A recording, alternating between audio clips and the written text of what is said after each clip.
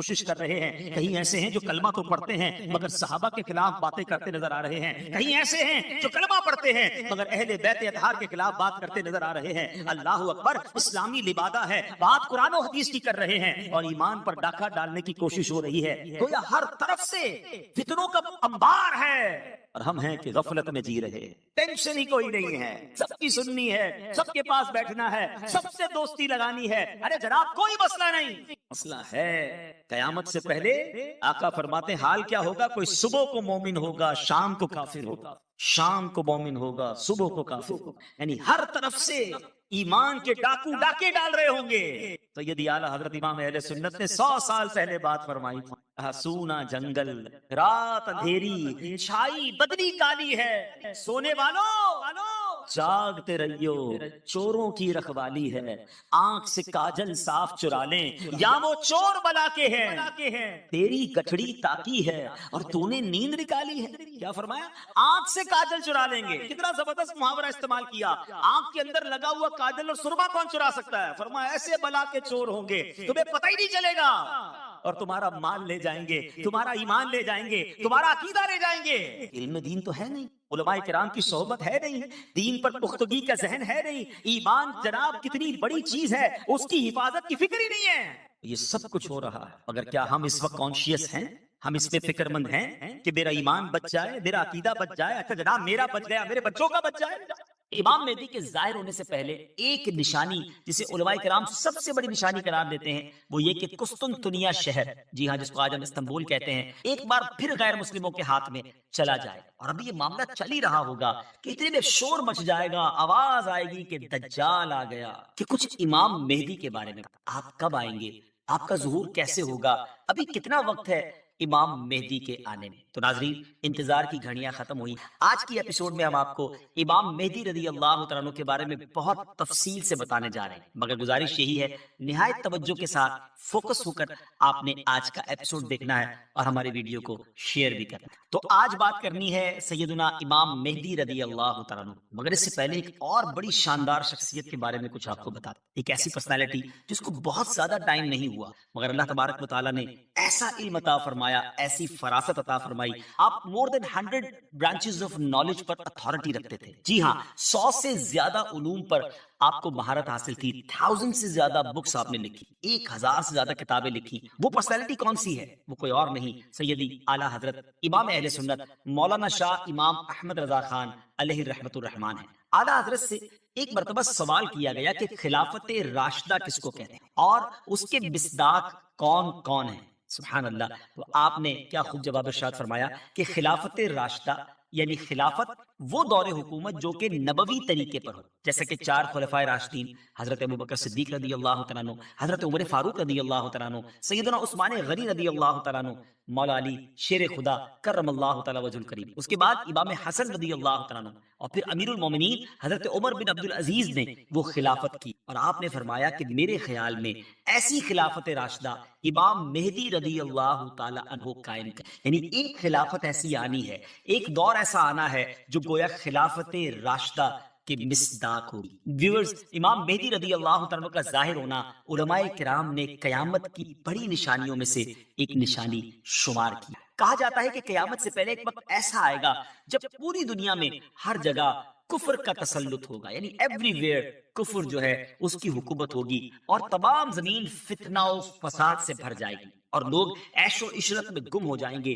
Time اتنا اسپیڈلی نکلے گا کہ سال مہینے کی طرح ہو جائے گا، مہینہ ویک کی طرح، ہفتے کی طرح ہو جائے گا، اور ایک ویک ہفتہ جو ہے وہ دن کی طرح گزرے گا۔ یہ وہ زمانہ ہوگا جب لوگوں کی عمریں گھٹ جائیں گی، لوگ ایک دوسرے سے گتھم گتھا ہو جائیں گے اور ایک دوسرے کے قتل و خون کے پیاسے ہوں۔ اس وقت پوری دنیا پر عیسائیوں کا غلبہ ہوگا، روم، شام اور تمام ممالک اسلامیہ سب کے سب مسلمانوں کے ہاتھوں سے نکل جائے گے، ساری زمین کفرستان ہو جائے گی، صرف مکہ و مدینہ میں مسلمان ہوں گے اور وہیں پر اسلام ہو۔ لہذا اس وقت تمام اللہ کے ولی اپنے اپنے علاقوں سے مائیگریٹ کر کے اپنے علاقوں کو چھوڑ کر مکہ شریف اور مدینہ شریف پہنچ جائیں گے۔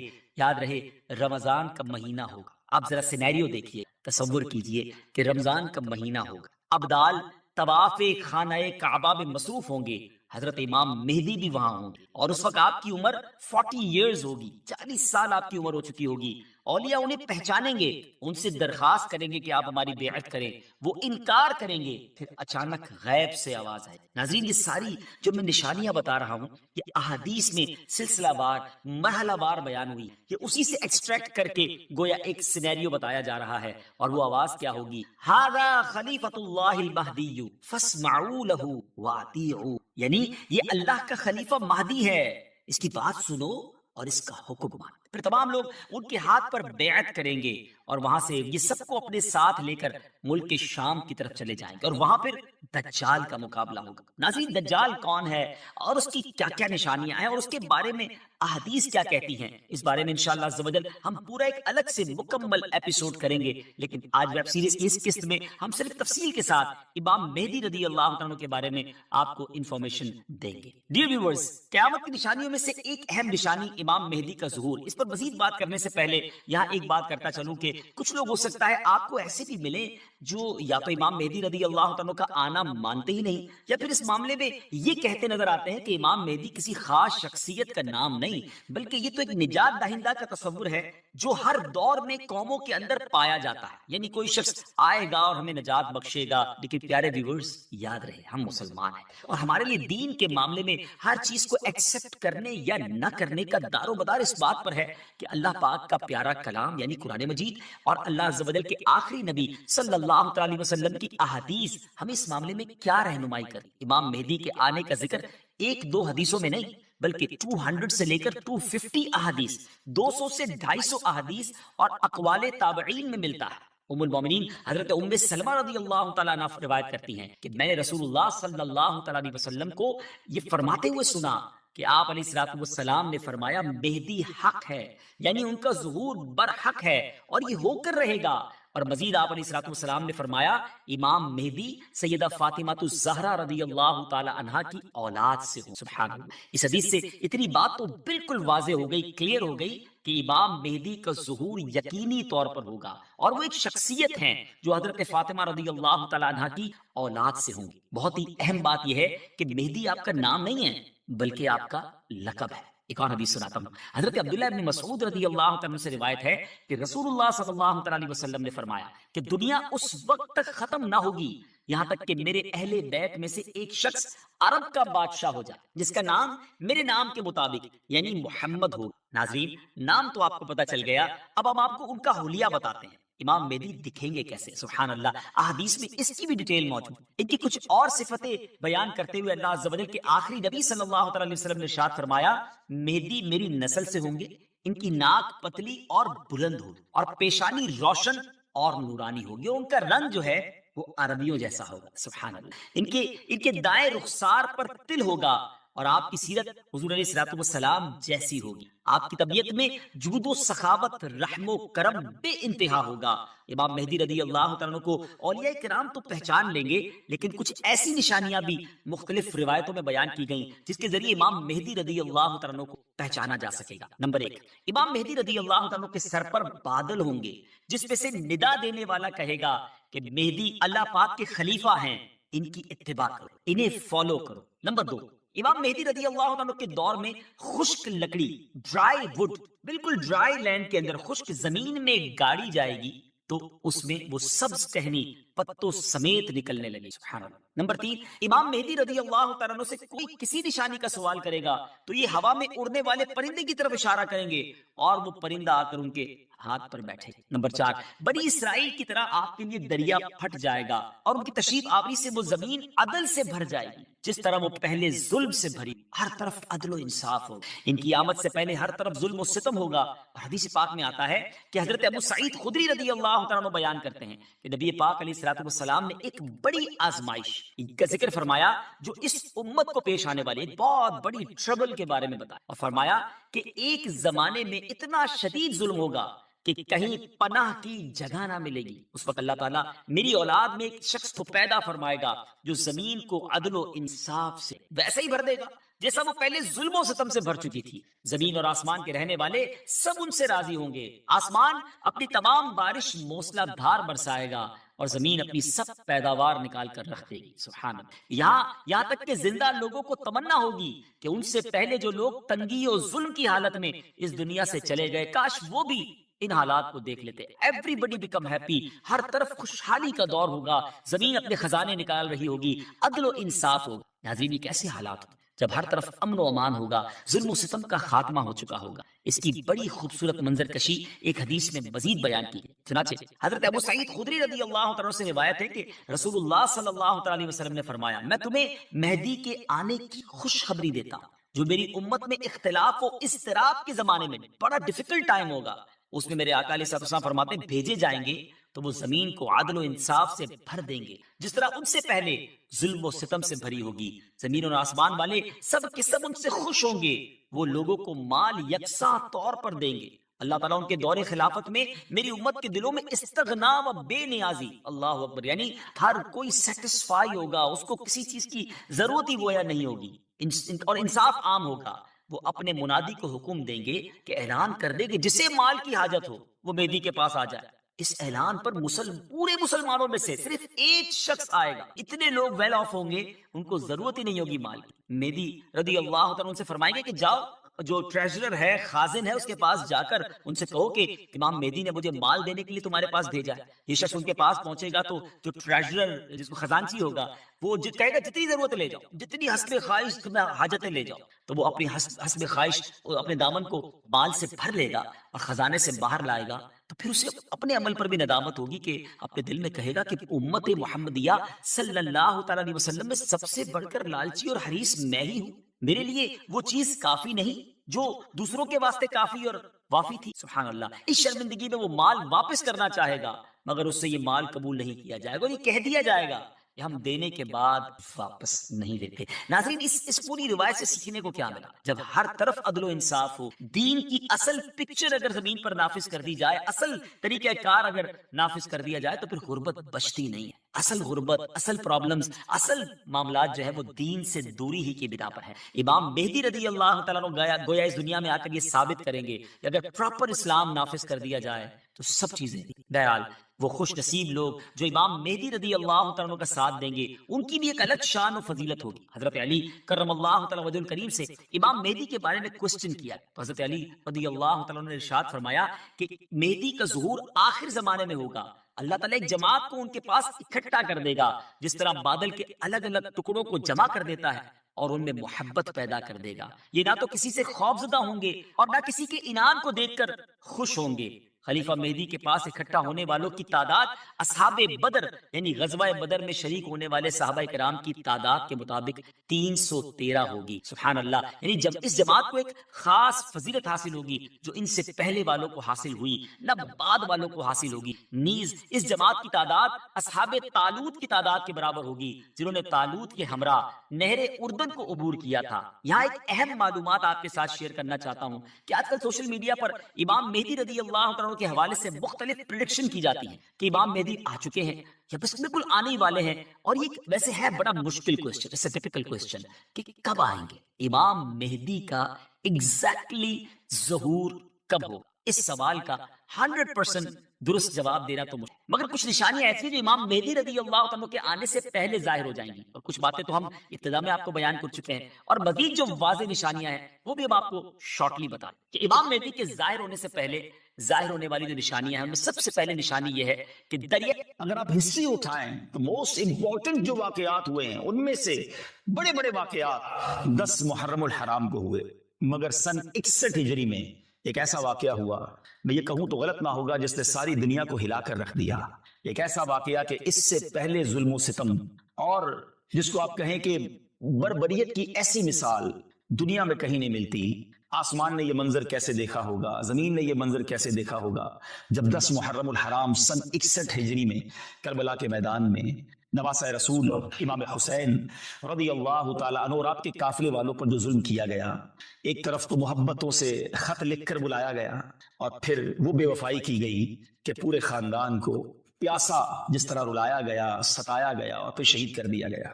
یہ داستان کہیں نہیں ملتی. 1380 سال 1379 ایئرز ہونے والے ہیں. بہت ٹائم ہوتا ہے یہ, 14 صدیاں. It's too long. مگر کمال دیکھیں کہ 14 صدیاں گزرنے کے بعد بھی جب بھی یہ بات سنتے ہیں تو دل رنج سے بیٹھ جاتا ہے، دل پر ایک کیفیت طاری ہو جاتی ہے کہ یہ کیسے ہوا تھا۔ اچھا، نارملی ایسے واقعات، تکلیف دہ واقعات دنیا میں آج بھی ہو رہے ہوتے ہیں۔ اللہ تعالیٰ محفوظ رکھے ہمیں ہر طرح کی ناگہانی آفتوں مصیبتوں سے۔ کبھی کسی کے ساتھ ظلم ہو رہا ہوتا ہے، کبھی کسی کو معاذ اللہ قتل کر دیا جاتا ہے، جو غلط ہے، لیکن یہ واقعہ اتنی اہمیت کیوں اختیار کر گیا اور اس کو کیوں تاریخ کا اتنا بڑا المناک واقعہ کہا گیا کہ یہ لوگ کون تھے؟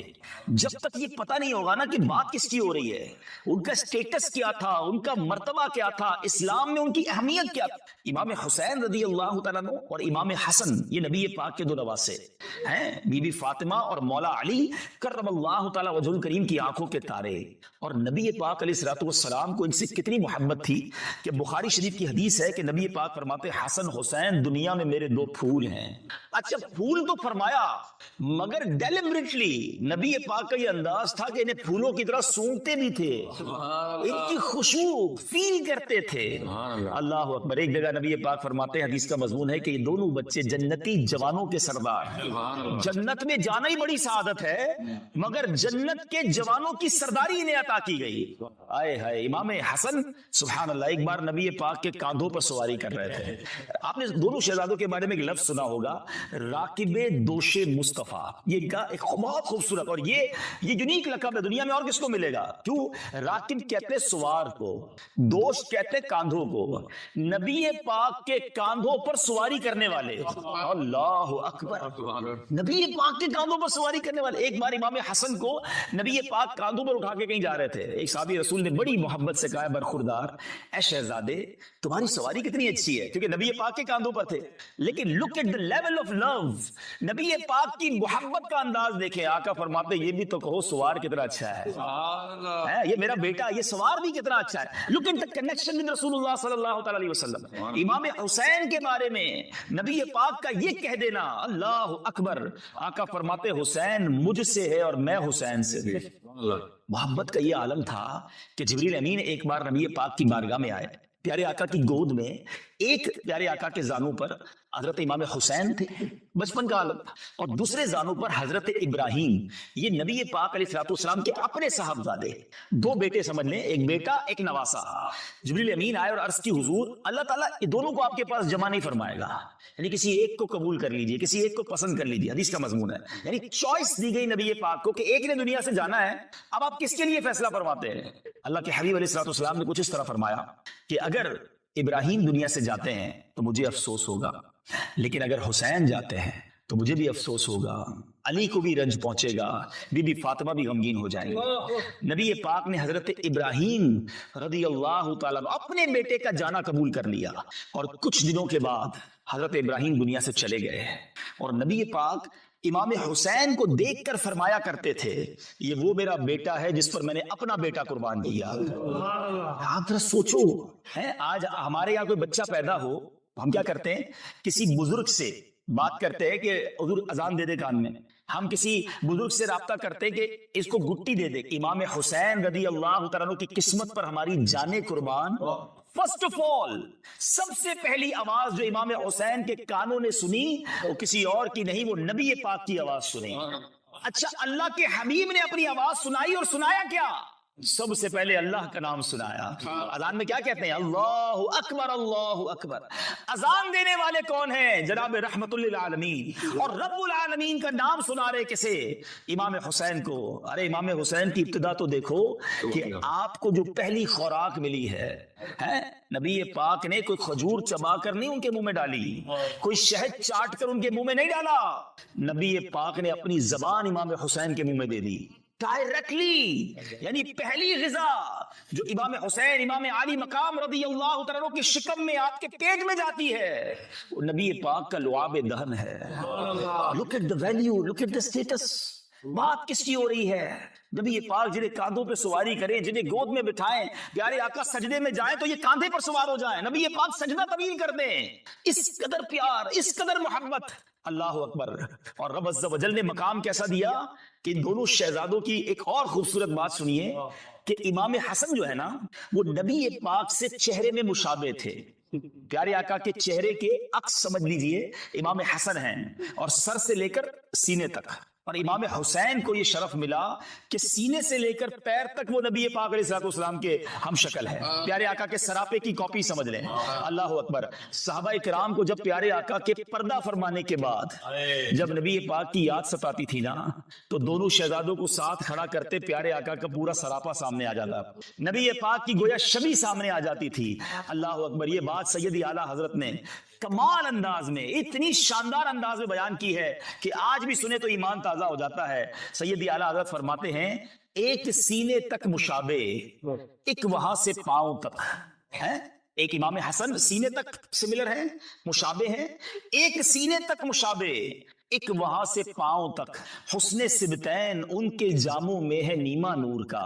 سبتین کہتے ہیں امام حسن حسین کی جمع کو حسنین بھی کہتے ہیں، سبتین بھی کہتے ہیں، کہ ان دونوں کا حسن ایسا ہے کہ یہ ایسا نیما نور کا ہے کہ آدھا جو ہے امام حسن کے پاس وہ شرف ہے اور سینے سے لے کر پیر تک امام حسین کے پاس. مگر اگلی جو بات کہی نا اعلیٰ حضرت نے، آپ فرماتے ہیں صاف شکل پاک ہے دونوں کے ملنے سے آیا. یعنی جب یہ دونوں ملتے ہیں نا تو پورا سراپا سامنے آ جاتا ہے. اور جو اگزامپل دی ہے اعلیٰ حضرت کا علم دیکھیں، آپ فرماتے ہیں صاف شکل پاک ہے دونوں کے ملنے سے آیا، خط تو اب میں لکھا ہے یہ دو ورقہ نور کا. اب ذرا سمجھیے گا اس بات کو، کمال آپ کو پیار ہو جائے گا اعلیٰ حضرت سے. سیدی اعلیٰ حضرت کا کمال ہی ان کو جتنا سمجھے نا ان کی عظمت ان کی محبت اور بڑھ جاتی ہے. خط تو ہم کسے کہتے ہیں؟ یہ ایک اصطلاح ہے، یہ ٹرمینالوجی ہے. آج کل آپ آسان لینگویج میں ینگسٹرز بھی بیٹھے ہیں، کوڈ ڈی کوڈ جس کو کہتے ہیں، خفیہ ورڈز ہوتے ہیں، پاس ورڈز ہوتے ہیں. فوجی لوگ جو ہوتے ہیں یا اسٹریٹجی پلان ہوتی ہے وہ نارمل لینگویج میں نہیں ہوتی، وہ کوڈز میں ہوتی ہے تاکہ کسی کے ہاتھ میں لگ بھی جائے تو پتہ نہ چلے یہ کیا ہے. تو پہلے تو یہ سب نہیں تھا، اور فیکس، ٹیلی فون، واٹس ایپ یہ بھی نہیں تھا. تو پہلے کیا ہوتا تھا کہ اگر فوج جو ہے یا کمانڈوز جو ہیں یا کمانڈر کسی محاذ پر ہیں اور اب ان کو کوئی اسٹریٹجی بھیجنی ہے تو ایک بندہ خط لے کر جاتا تھا. اب سوال یہ تھا کہ راستے میں کوئی انٹرسپٹ کر لے، وہ خط ہی چھین لے تو پتہ چل جائے گا کیا پلان بھیجا جا رہا ہے. تو اس کو دو پارٹ میں بھیجا جاتا تھا.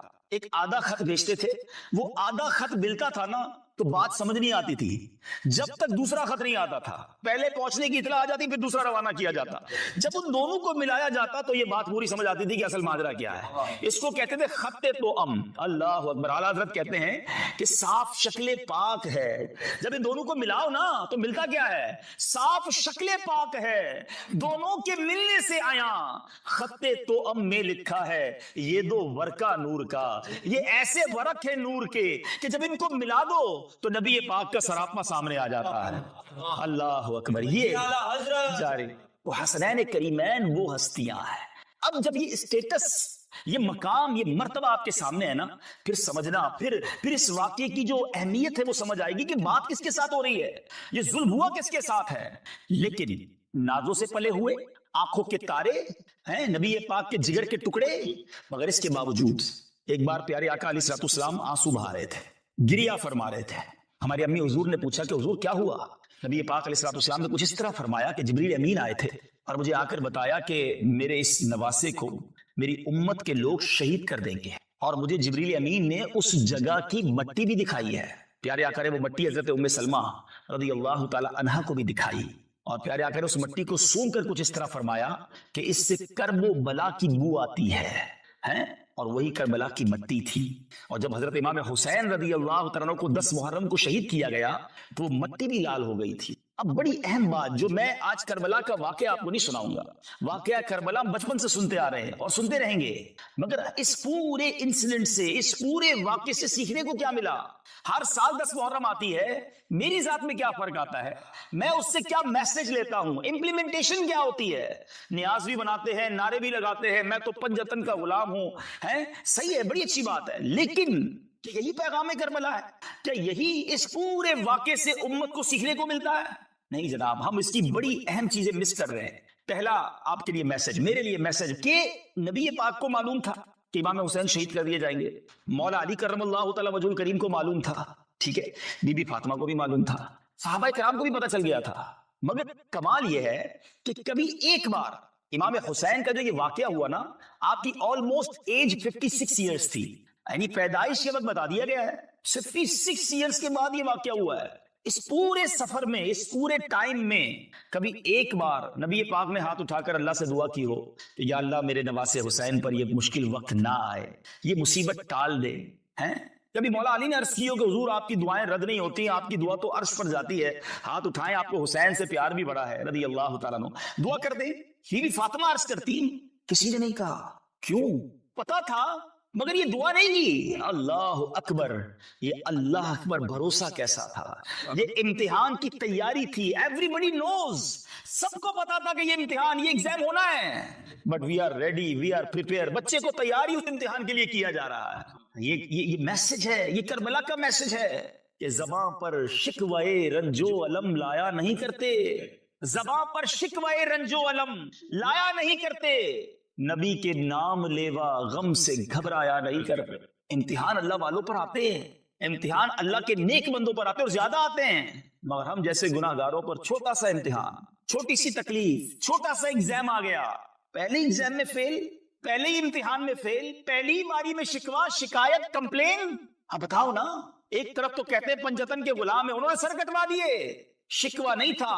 کیا کربلا کے میدان میں 3 دن کے پیاسوں نے یہ کہا تھا اللہ سے کہ یا اللہ ہم تو تیرے نبی کی آل ہے، پھر بھی پیاسے ہیں، پھر بھی ہمیں تلواروں سے مارا جا رہا ہے؟ سب اللہ کی رضا پر راضی تھے۔ آج تھوڑے بیمار ہو جائیں، تھوڑے پیسے کم ہو جائیں، تھوڑا کاروبار میں لاس ہو جائے، تھوڑی جاب میں پرابلم ہو جائے، تھوڑے ویزا کے ایشوز آ جائے، ہے کمپلین کمپلین کمپلین۔ کبھی کبھی تو ایسا ہوتا ہے کہ کسی سے پوچھو نا بھائی طبیعت کیسی ہے، کیا حال ہے، یقین کریں یہ پوچھنے کے بعد افسوس ہو رہا ہوتا ہے پوچھا کیوں اس سے یار، اتنی بڑی لسٹ نکالتا ہے، پھر طبیعت بھی خراب ہے، کاروبار بھی برباد ہے، گھر میں بھی کچھ نہیں ہے، ادھر بھی پرابلم ہے، وہ بھی مسئلہ ہے۔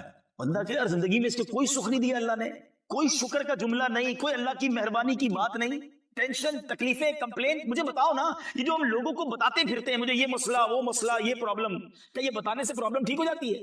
ٹھیک نہیں ہوتی، مگر جو اجر، جو ثواب، جو نعمت آپ کو ملنی تھی وہ بھی ضائع ہو گئی، بیماری بھی رہی، ثواب بھی چلا گیا، نقصان حل نہیں ہوا، پیسے واپس نہیں آ گئے جو کھو گئے تھے، مگر جو صبر کا ثواب تھا وہ بھی چلا گیا۔ نہیں میرے میٹھے اسلام بھائیو، اور یہ تو قرآن کا وعدہ ہے، یہ اعلان تو پہلے سے ہوا ہے کہ ہم تمہیں آزمائیں گے، ہم سب کو آزمایا جائے گا۔ یاد رکھیے کبھی کبھی یہ شیطان وار کرتا ہے کہ یار پہلے میں نماز نہیں پڑھتا تھا، اتنے پرابلمز نہیں تھے، جب نماز پڑھنے لگا ہوں، دین کی طرف آنے لگا ہوں، مذہبی میں نے ذرا تھوڑا سا گیٹ اپ بھی اپنا لیا ہے، میں تھوڑا سا حلال کی طرف آ رہا ہوں، تو یہ ڈیفیکلٹی بڑھتی کیوں جا رہی ہے؟